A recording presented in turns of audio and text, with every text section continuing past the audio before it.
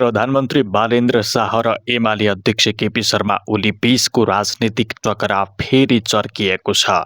पछिल्ला दिनमा सामाजिक सञ्जालदेखि राजनीतिक बीचसम्म एमाले पार्टी कार्यालयमाथि डोजर चल्ने चर्चा तीव्र बनेपछि चासल स्थित एमाले मुख्यालय फेरि चर्चामा आएको हो।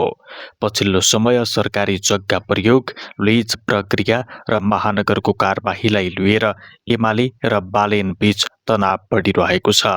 सामाजिक सञ्जालमा एमाले पार्टी कार्यालय खाली गर्न निर्देशन दिइएको दाबी गरिए पनि हालसम्म काठमाडौँ महानगरपालिकाले औपचारिक रूपमा डोजर चलाउने निर्णय सार्वजनिक गरेको छैन।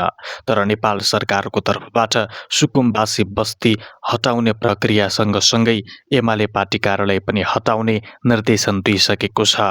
यसअघि पनि दरबार मार्ग प्रदर्शन लगायतका क्षेत्रमा सुकुम्बासीहरूले प्रदर्शन समेत गरेका छन्। पछिल्ला केही दिन यता सामाजिक सञ्जालमा पार्टी कार्यालय नछोडी डोजर चल्छ भन्ने सामग्री भाइरल भए पनि त्यसबारे कुनै आधिकारिक सरकारी निकाय निर्णय सार्वजनिक भएको छैन।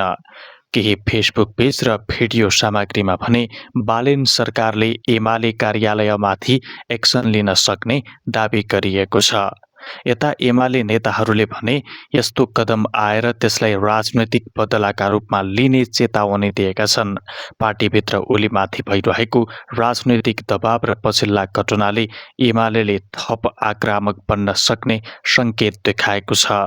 यदि कानुनी प्रक्रिया पूरा गरेर सरकारी निकायले भवन खाली गराउन आदेश दिए पनि पार्टी कार्यालय नछोडिएको अवस्थामा नेपाल सरकारले कानुन अनुसार बल प्रयोग, सिलबन्दी वा डोजर कारबाहीसम्म जान सक्ने चेतावनी समेत दिएको छ।